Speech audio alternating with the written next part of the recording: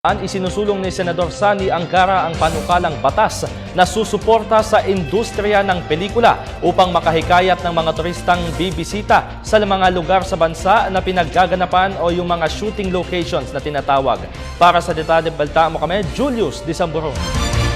Likas sa ating mga Pilipino ang mahilig sa mga pelikula. Ilan sa mga ito ay hindi natin makakalimutan, kahit dekada man ang dumaan.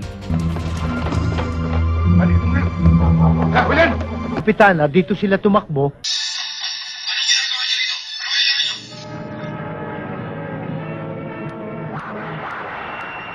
Marami naman sa atin mahilig din sa mga dokumentaryong gawang Pilipino na isinasalarawan ang buhay ng ating mga Pilipino.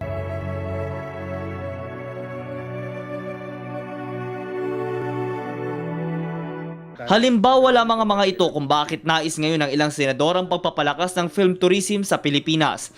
Ayon kay RCV Chairman at ngayon Senador Grace Polla Manzares, magiging dahilan ito para makilala pa ang mga tanawin sa ating bansa.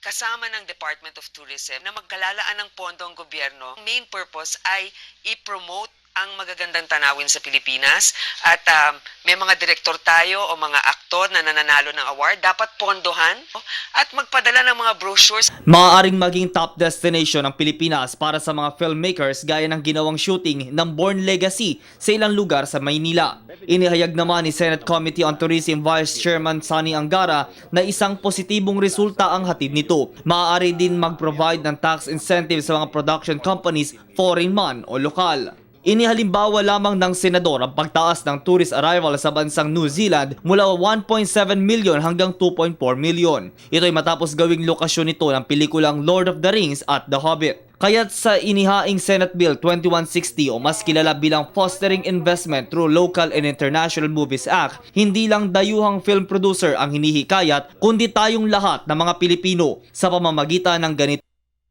Ating ihayag sa buong mundo na is more fun in the Philippines.